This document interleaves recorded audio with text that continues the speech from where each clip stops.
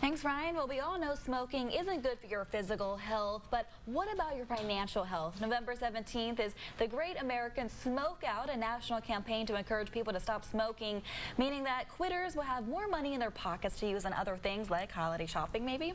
Abby Eisenkraft is here to talk about how quitting smoking can help you out with finances. Thank you so much for joining us. Oh, it's my pleasure. Thank you. Well, so many people smoke in Tennessee. 1 in 4, I believe, is the last number. And how much do they actually spend every year on cigarettes? Well, believe it or not, here in Tennessee, for someone who smokes a pack a day, it's over $2,000.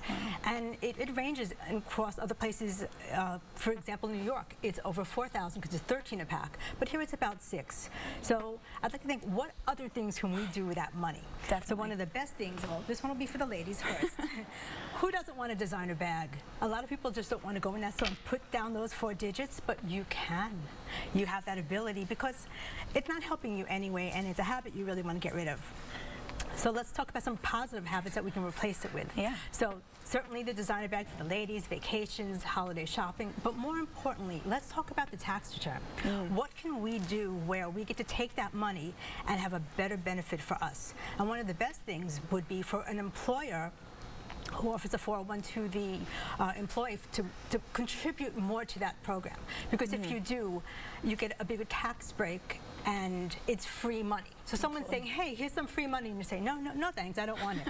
Plus your employer might match that money, and if you do that, it's just more money, and it compounds, and it's just wonderful. Yeah. What do you think it's fair to say, when you go and buy a cigarette pack, you just think you're spending that amount of money. You don't think about the long vision of how much you're actually spending a year. Most definitely, because it's thousands of dollars and all the things you're missing. So for example, if you have a child and you want to fund the child's education, and who doesn't want to do that? Who wants to be saddled with student loan debt?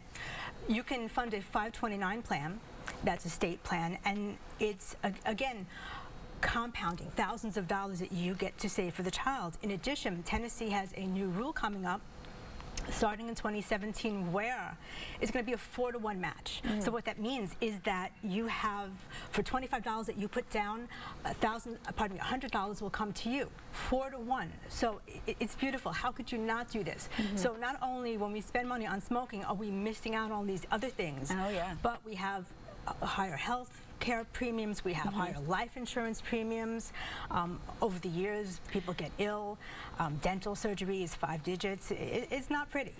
And obviously, there's so many terrible disincentives to smoking. But most definitely. Quitting is always definitely very difficult. But when you think of the economic benefits, of course, that might be a pretty good incentive to try to get you to quit. Definitely. When you think that I have something positive that I can do with this money for my family, for myself, fund an emergency fund, buy that pocketbook I really want, take that vacation I really want, it's a wonderful thing. And save for the holidays, of course, or your college tuition fund, right? Yes.